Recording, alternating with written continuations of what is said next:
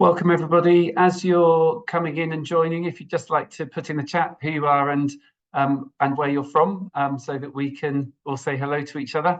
And we'll just wait a moment or two before we get going.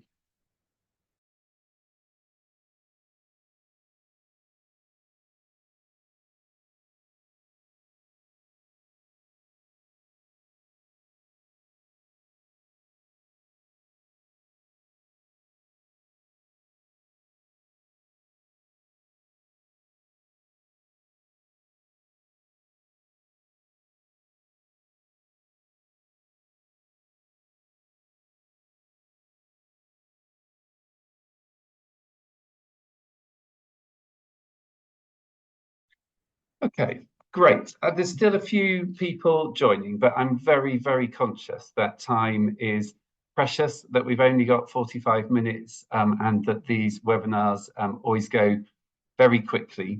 So welcome to you all. I can see from the chat, come from all different parts of the country and different organisations.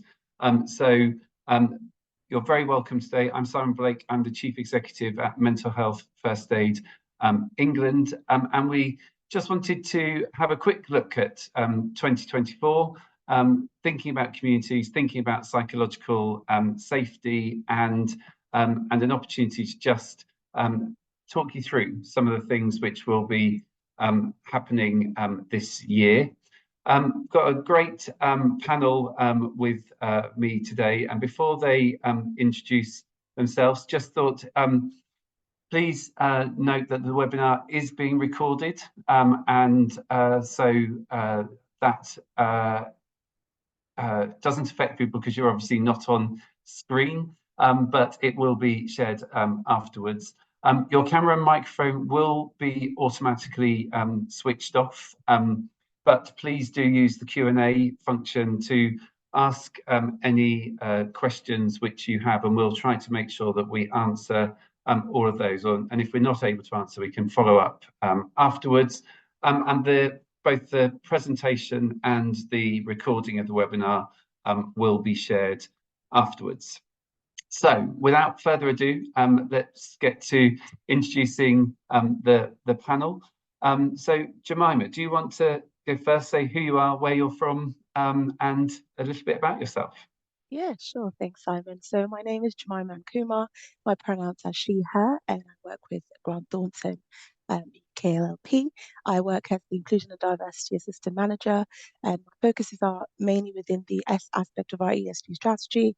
So looking at things like inclusion, equity, diversity, and also health and well-being.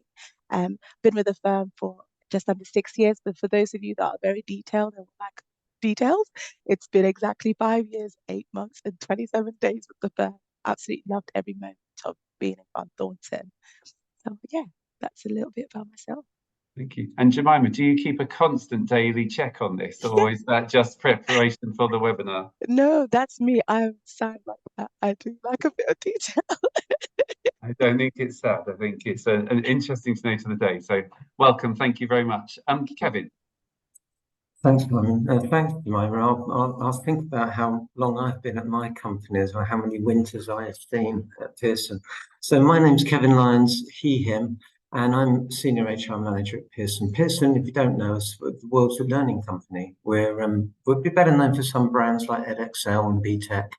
If you've ever done the driving test theory, that's Pearson. If you've ever done the International Test of English, that's Pearson. So a global company, and 20,000 employees across the globe. As part of my HR role, I'm also a mental health and wellbeing lead within Pearson. Great, thanks very much, Kevin. And then Toyosi.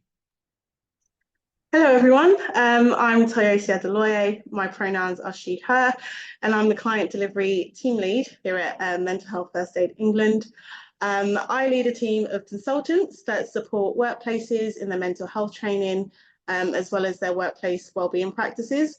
So as a team, we work with many organisations and a large number of different industry sectors as well, like the NHS, construction, manufacturing, and the civil service. I've been with Mental Health First Aid England just under 3 years now, actually. And it's been a great time. It's been, you know, very fun and exciting, but also really valuable and rewarding to see the difference that our training makes, not only to individuals, but to workplaces as well. So yeah, that's me. Great, thanks, Toyosi. And I feel obliged now to say how long I've been at MHFA England. So five years and 4 months or something similar, a huge amount of which, of course, has been through the period of COVID. But you know, hopefully, you know, we are at least in terms of operationally sort of moving through and dealing with that and thinking about what that means for work and the support and opportunity that we have to really make sure that workplaces are psychologically safe, supporting mental health and well-being, and really driving performance and ensuring that health, well-being, diversity, inclusion is at the heart of our business strategies. So thank you all for joining us today. I just wanted to reflect on a few achievements from 2023, which obviously, as people who work with us, you're an absolutely a key part of. You know, these are shared achievements across the whole community and the clients and instructor members and mental health first aiders that we work with. So then really think about the importance of psychological safety and building communities at work, and then to share how we're celebrating My Whole Self and also peak at 2024. So given the time, we'll sort of be galloping through that bit, but as I say, please do share any questions you've got in the Q&A, and we'll try to integrate those as we go through. So reflecting on the last year, many of you will know that at MHFA England we have a mission to train to train 1 in 10 of the adult population in England, and that training 1 in 10 is very much about creating a tipping point and culture change in which we have the skills and confidence as workplaces, as communities, to understand enough about our brains so we can do the best to look after ourselves and get help when we need it, to look after each other, to offer signposting, support and help. And we've now trained more than 1 in 40 people in mental health knowledge and awareness and skills. And you know, so that when we started measuring, we were at 1 in 74. So really seeing that movement towards 1 in 40. And I think one of the bits which, just to make the link later, is obviously training 1 in 40 is a significant achievement. It's also about that depth and confidence and understanding that we want people to have to really be able to think about, understand, and ensure that mental health and well-being is at the heart of where we are and what we do. So that meant that last year there were 15,800 courses delivered and 160,000 individuals trained. And again, many of you would have been part of that group in relation to having more people trained. And we also, of course, are trying to ensure that people are refreshing those skills now. So that really sort of key bit of ensuring that we're refreshing, supporting people on an ongoing basis. We've launched the redeveloped MHFA England instructor training programme, bringing through diversity inclusion at its core. And lots of people are asking for a qualification. You know, actually, how can we ensure that we are part of that Ofqual sort of regulated framework? So we have worked with the Royal Society of Public Health to create a level 3 award in mental health first aid. As I said before, building that ongoing support for mental health first aiders to ensure that once people have done their training, that they are part of a community, that they get ongoing access to further learning opportunities, further development support, including through the app. And then you may have seen recently that we've been working with Ofsted in delivering their mental health aware training. And you know, that's part of a much bigger programme to think about that systemic change which is needed to create psychologically safe processes and systems, but really pleased that they started with some awareness training to help people to their inspectors to think about the impact of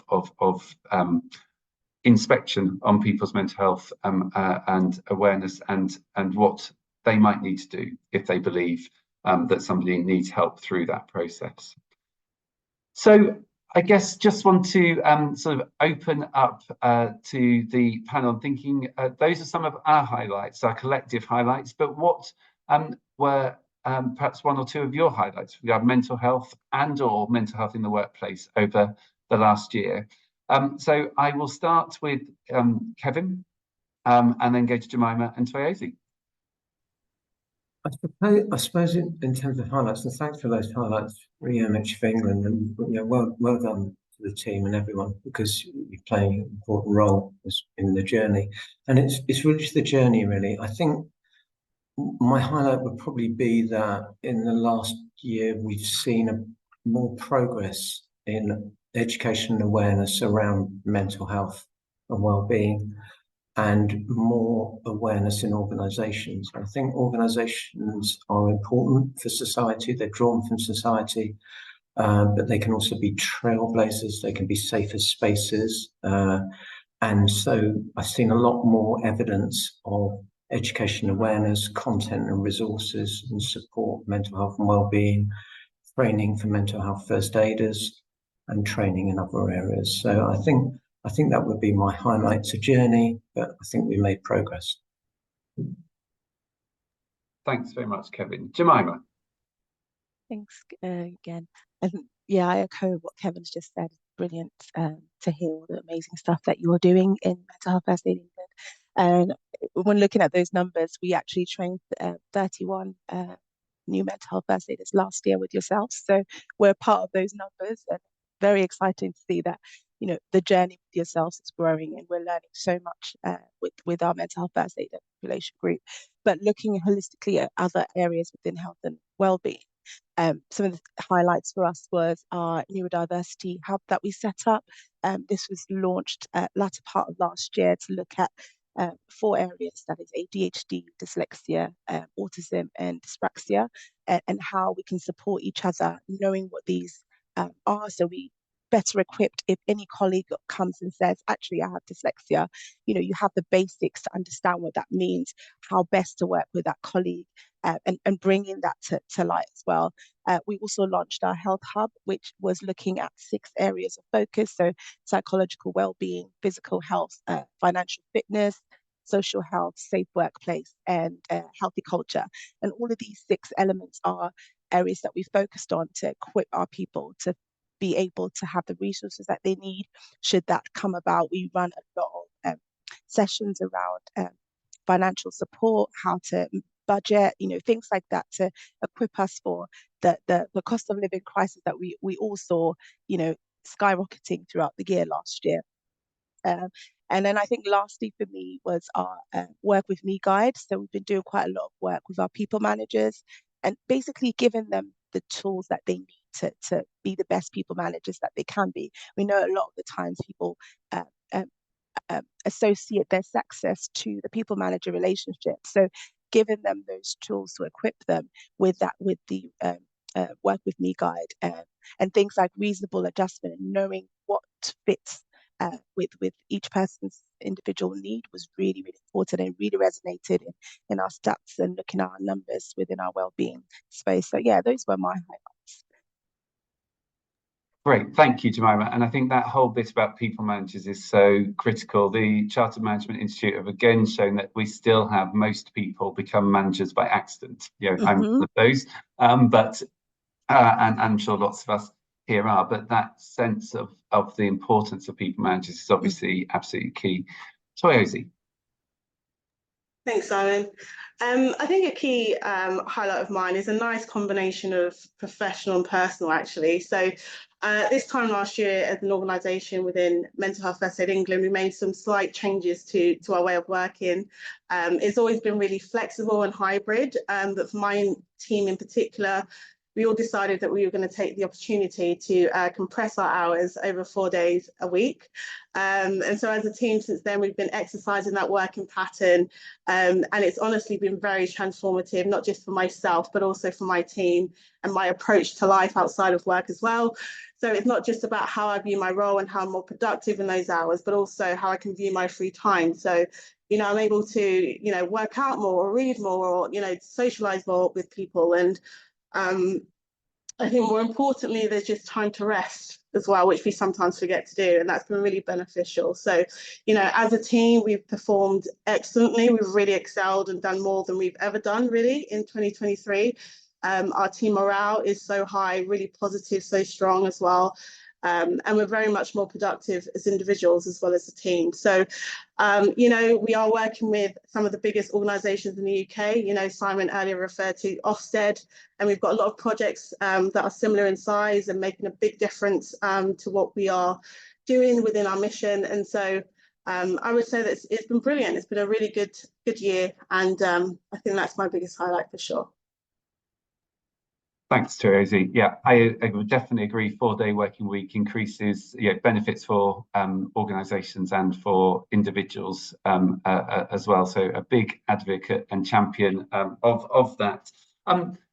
If you've got highlights that you would like to share in the chat, please do. We often forget to celebrate the successes as we keep looking about what's the next thing. So if there are things that you would like to put in the chat, then please do feel free to do so. Okay, so we want to talk today a little bit about the importance of psychologically safe workplaces. We know that when people feel psychologically safe, teams that can unlock innovation and excellence, that we need to trust the environment that we're in to be able to give our all to it. We know that to create mentally healthy workplaces, that managers, people leads and peers must be able to build trusting relationships with their team members. And we also know that we haven't just gone back to how we were pre-2020, that the pandemic created opportunities for us to do things differently. And my take on that would be some of those are for the better. That overall sense of flexibility and trust and autonomy is better. But there are also some things which we haven't yet worked out quite how to make them work. The connectedness, the physical activity, the giving our brain spaces to think as well as do, rather than just jump from Teams to Zoom and all those sorts of things. So we've got to keep finding ways, experimenting around how do we create psychologically safe workplaces in the new world and ensure that people who didn't particularly like offices because it didn't feel safe, because they experienced discrimination, are not having to use this flexibility because it didn't feel safe at work. How do we actually make it genuinely safe in the new working world for everybody? So I think this whole concept of psychologically safe workplaces, there's lots of literature about it. For some, it can feel like a term that doesn't necessarily automatically connect bits. So what I'd just be keen for us to explore a bit is what does it mean to you? And then when you've felt psychologically safe, what difference has it made? So then, Jemima, if I start with you, then Therese, then Kevin. Sure, Simon, thanks for that.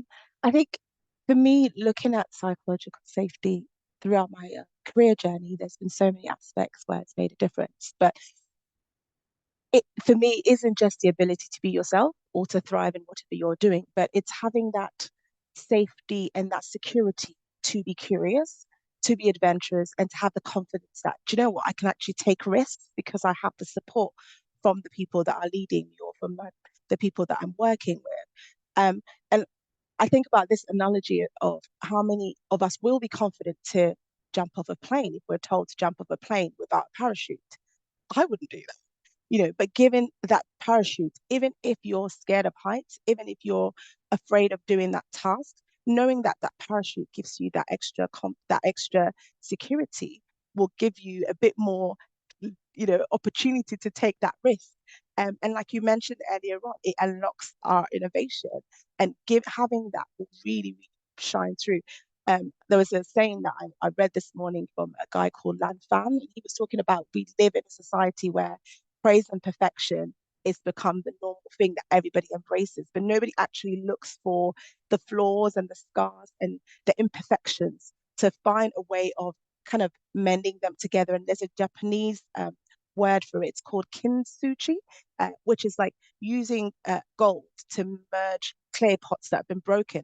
And it turns out so beautifully. But how many of us will actually think about, okay, what can I do to create that safety in my team, to create that confidence in my team that even when they make mistakes, they can confidently learn from those mistakes and they're not penalized for those mistakes. And therefore, they'll come out of their shell more. I found that before COVID, a lot of leaders were like, no, hybrid working is not a thing. We don't want to even talk about it or think about it. COVID hits and all of a sudden it's a wake-up call. Every single business had to think about a way of making sure that their people could work outside of work, could do things that they wouldn't at first even think about, even whilst being under lockdown. So for me, it's so important to have in any organization that culture of psychological safety, that culture of it's okay to make a mistake, that culture of if you even make a mistake, you wouldn't be humiliated, you wouldn't be put to shame or punished for it. And that for me is absolutely everything. In my current role, I would confidently say that I have the full confidence of my team, of my people manager, of my senior leadership as well, in all the things that I do, that I know that if I take those steps, those bold steps that sometimes you're not sure about, you will have that support. And I've certainly had that support, and it's shown in so many ways over my journey. So really, really important. If you, as a leader, haven't thought about it, please do some research and look at the data, because data always proves that point. And you'll see how much you'll benefit from it for your team as well. Thanks, Jemima. And I really love that, because so much of the time we are waiting for that moment to put our hand up in a meeting to say the thing that we know. Whereas sometimes we need to just ask the question we don't know the answer to provoke thinking and encourage, a different way of doing something. But I think that need for perfection and praising can really limit innovation. And so if people don't discover new things by focusing on what they know, we have to be able to push the boundary. So great, thank you. Toyosi. Thanks, Simon.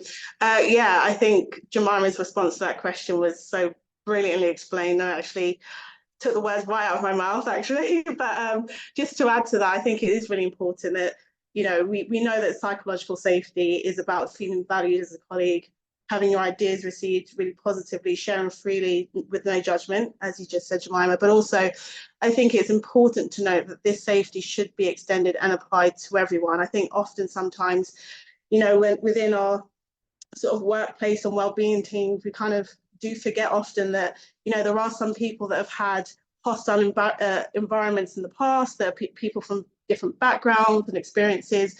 There are people that are neurodiverse. There are people that identify differently. There are those that have different beliefs. And so, we know that support differs for different people, but really there is a sort of foundational duty of care that has to be met, and it has to be expansive and inclusive for everyone. For everyone. Because I think for someone like myself, as a Black woman, I haven't always had the environment that is receptive or kind.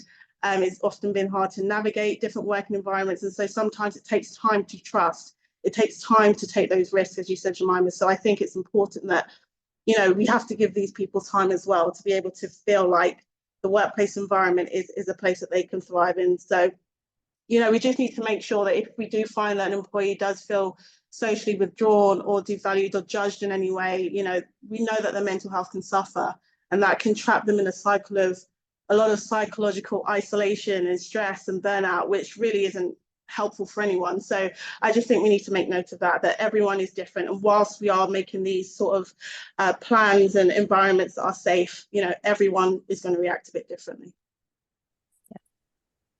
Thanks very much, Tracy. And I think that is one of the key bits, isn't it? Recognizing the diversity and difference and what it takes to ensure that everybody feels psychologically safe. And so great, thank you. Kevin.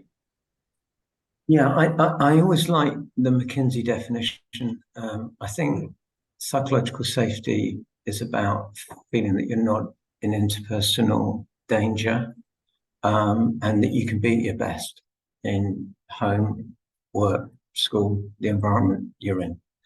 I think that is to build on Toyosi and Jemima's point. Organizations can make progress in terms of psychological safety by recognizing the employee experience and a greater understanding of the experience of employees, and focus on that will enable organizations to make those employees, for example, that are in marginal groups feel safer.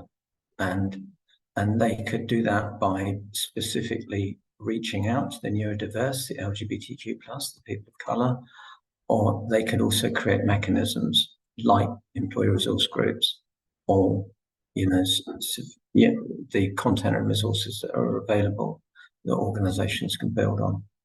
I'm concerned about the mandated return to office by some organisations. I think organisations that are doing that are not thinking about the employee experience.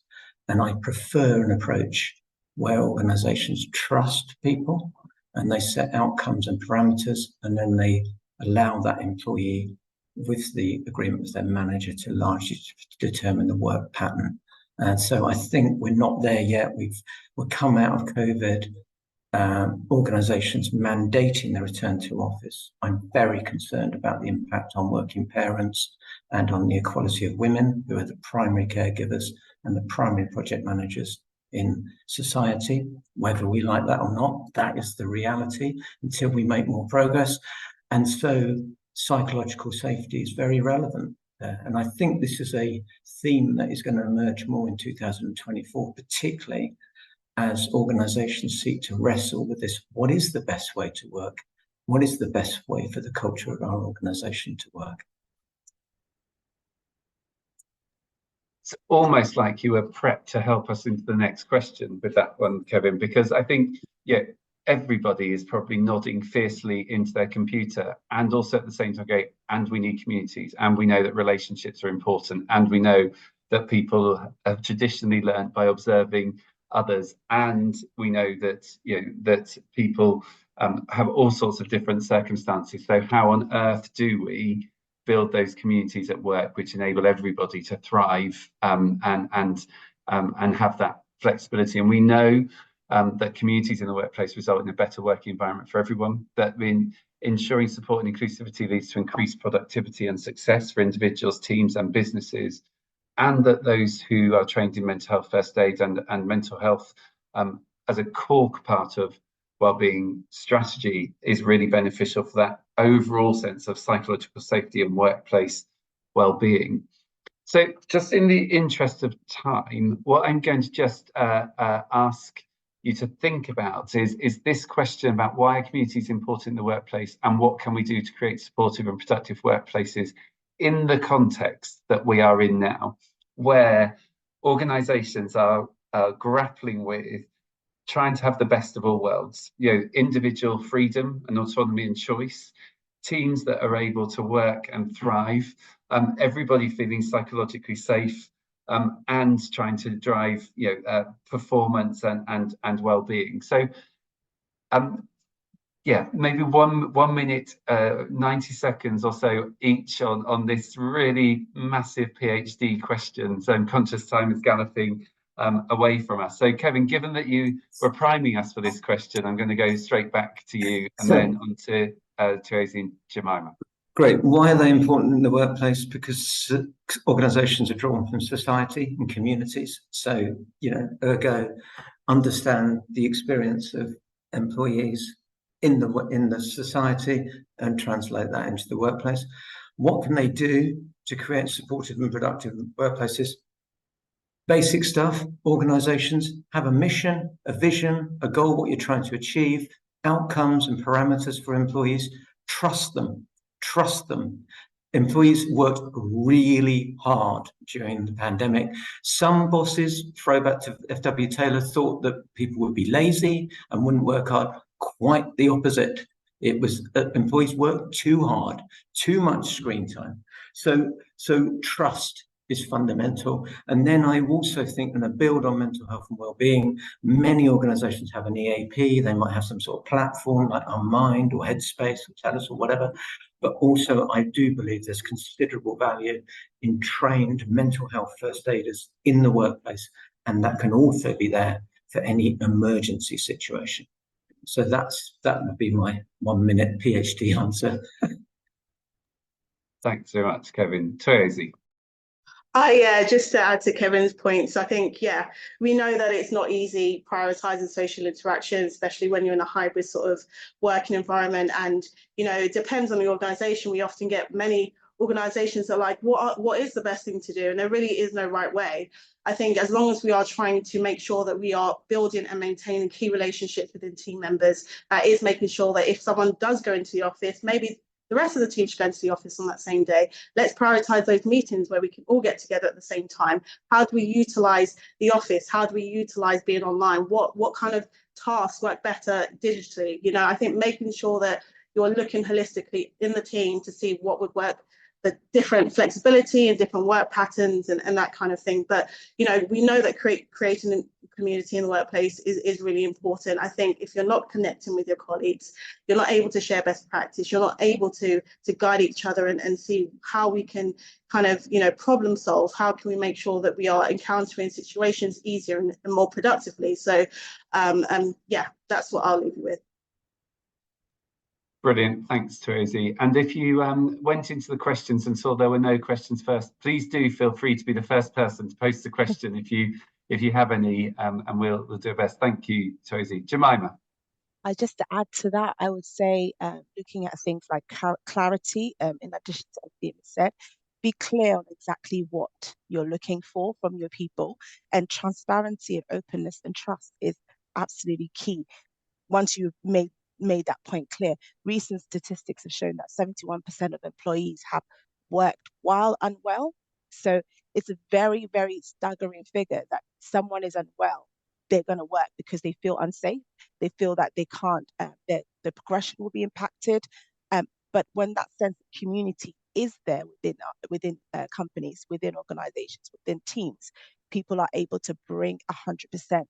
There's a proverb that says, when spider webs unite, they tie a lot.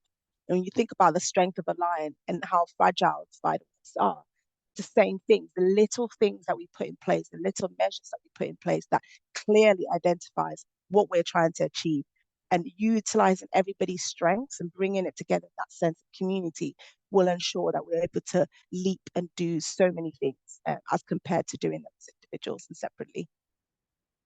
Thanks.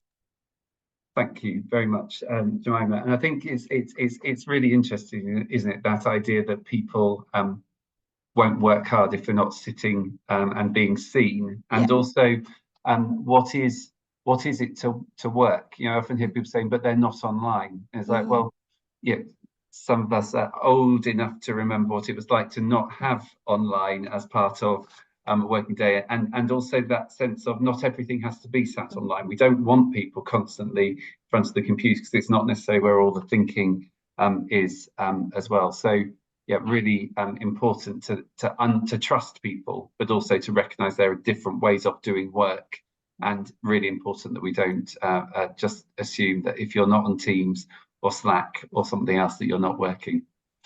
Okay, so my whole self, many of you will have been very familiar, participated in My Whole Self Day, which was first launched in 2020. Sort of days before we went into lockdown. We were expecting to do lots of things in and around offices, but went online, and to the point that was made earlier, a real focus on connection and ensuring that people felt connected at a time when we were very uncertain about what could be achieved from working from home. But that we also recognise that we needed to make space for people to disconnect. That actually, when it comes to our bringing our whole self to work, it's that actually our work came to our homes and our homes became our workplaces.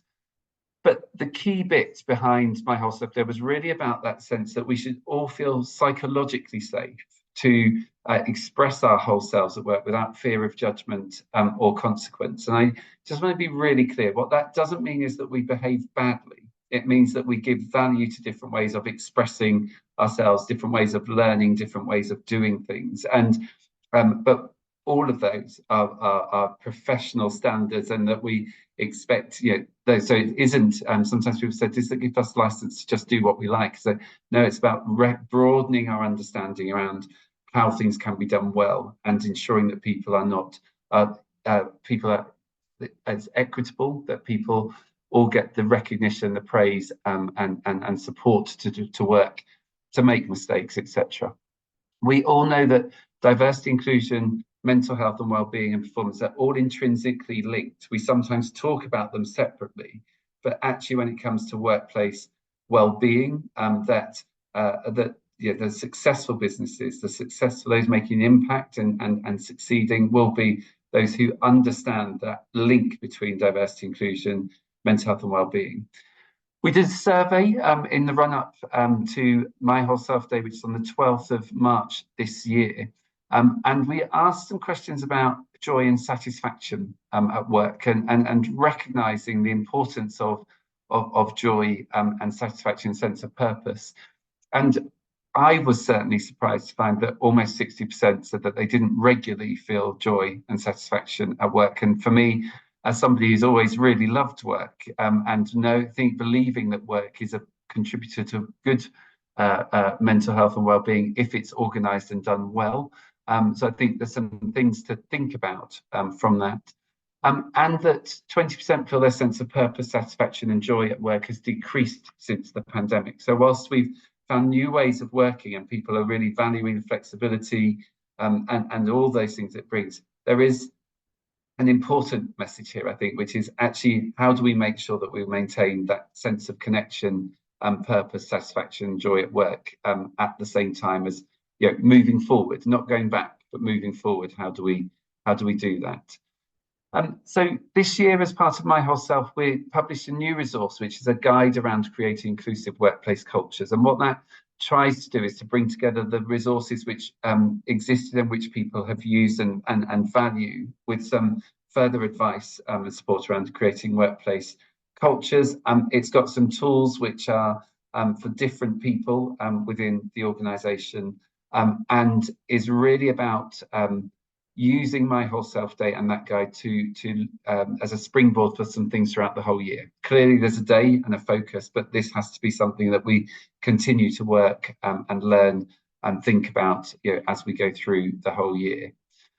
So Jemima, just wanted to ask you a little bit about the work that you've been doing with My Whole Self at Grant Thornton, if I may. Mm-hmm. So we started we called it Grant Thornton All of Me, although the concept is exactly the same. Last year, 2022, and we did it last year. We're running it again this year. And what we found was, within teams and in communities, people were knew each other, but knew each other on a work level, and just opening up that pictorial evidence of, this is me, this is what I look like in and outside of work, really got people engaging in conversations and getting to know more about the individuals, rather than just the surface level. I come to work, I sit on my desk and I do my work. It really opened up conversations. It really gave people the confidence to engage. It really opened up new connections. There was one that was about a holiday picture where someone had been, and the imagery connected someone else, and they started engaging from there. So it's really, really important that bringing My Whole Self, this campaign, if you can, as an organization, partake in it, please do, because you begin to see the conversation shift around people that you thought you knew, and getting a different perspective about their individuality as well. But yeah, fantastic campaign. I would encourage anybody to do it. We've started ours already, and we're sharing our imagery of ourselves, having those conversations already in Grant Thornton. Thanks very much, Jemima. That's really helpful. And the link has been put in the chat for anybody who hasn't seen it. So we have got a question in the chat, which is about measuring the success of mental health first aid within your businesses. And just if I can just do a couple of sentences, and then perhaps bring you and Kevin and Jemima. And I think I think there's The important bit is understanding what role they will play within the business. And to Jemima's point earlier about line managers needing to feel supported and able to have conversations, mental health first aiders are there as somebody else for people to have conversations with, and they as well as EAPs, but also will often be championing mental health in the workplace. And sometimes we'll be making interventions, sometimes we'll be promoting work. And I think the important bit is recognizing and thinking about how all the different bits fit together, and what contribution mental health first aid training can do, either in providing mental health first aiders or people who are line managers who've got greater understanding around mental health knowledge and understanding. So I think there is no one size fits all answer to that, but knowing what you want them to make in terms of contribution is a really, really important starting point. And if you want to have a further conversation about this, the workplace at mhfaengland.org email, feel free to email that or to contact your consultant in relation to it. But that starting point of what else do we do, where do they fit, and what is it that we're hoping to do in creating that culture which tackles stigma, ensures people know that there are a range of different people that they can talk to, etc. So Kevin, perhaps you might add something to that, and then Jemima. Yeah, sure. Measuring success of the MHFA program within your business. It's difficult because many of the interventions of MHFAs are confidential and protected. But to answer David's question, what I've seen work well is to build a community within an organisation of trained MHFAs, and then within a confidential and safe environment, you can maybe compile data in the right way in terms of how many interventions there have been, and gain that qualitative and quantitative feedback as to the success of the programme and the success of those interventions, bearing in mind that sometimes MHFAs can be involved in very confidential, protected, difficult and emergency situations. I think that's one good thing, that way of approaching that I've seen work in organisations. Yeah, so I think I would talk about what we do at Grant Thornton. So we don't just have mental health first aider, and I think I mentioned at the beginning that clear guidelines on what exactly you're looking for that will determine which angle you go on. So we have mental health first aiders, and we also have health champions. So the health champions are on the ground, and they sort of drive the initiatives and create that awareness around the strategies, and they embed positive change within the local offices. Whereas our mental health first aiders are trained by Mental Health First Aid England to actually recognize and signpost and direct people to support, rather than waiting for there to be a crisis and then trying to address it. Our mental health first aiders are that person you could go to speak to. So in terms of measuring it, we don't necessarily measure the number of mental health first aiders, what they're doing, but we measure how many conversations they're having, how often they're having those conversations. Are there any trigger points that maybe we need to focus on, and as a business to provide an additional service that will be helpful for that particular department? And we have certain roles that specifically have mental health first aid training. So roles like people advisory roles, those that have one-on-one conversations with people, especially around sensitive topics. And we have teams that are, for example, like our audit team actually ask for a number of mental health first aiders, so that when they go on audits and there's anything that they need support with, one of them is trained in that particular area. So you need to look at your industry. What is it that you're looking for? What is it? Where are the needs? Where are the trigger points? And then have a conversation with organizations like Mental Health First Aid England to see how you can tailor that support to suit your industry. Because even if I tell you ours, professional services at Grant Thornton, will be different requirements to professional services, PwC, or any of the other accountancy firms that are out there. So my first point of contact would be identify what you're looking for, speak to experts like Mental Health First Aid England, and then get them to guide you in your journey as well. Brilliant. Thanks very much, Jemima. I'm really conscious of time. As always, it ran away in the last 10 minutes or so. But I do, Caroline, just want to respond to your comment, which is I come to work and enjoy a separate personal life. The really important bit for me in this is that nobody should feel pressured to share or feel judged. This is about ensuring that people do feel that they can express themselves if they want to and how they want to, and to not feel judged for doing so. And so any activities which encourage that sharing is really about enabling people to participate or not, however they want to. It doesn't mean that we all, there's lots that I wouldn't dream of talking about at work or sharing at work, but equally, as a gay man who started work in the 90s, I know that I also didn't always feel comfortable sharing my sexual identity. So that's the piece which is there. It's not about saying you have to, it's about saying actually everybody should feel able to as they feel it will help them with their work. If you hide parts of yourself because you feel that you can't express them, then that is not good for us as individuals or as businesses. So as always, very tight on time, just things to look forward to in 2024. We've obviously got My Whole Self Day coming up. If you haven't already accessed the information, please do, and do feel free to contact us or people you've trained with about how you can engage and connect and use those resources.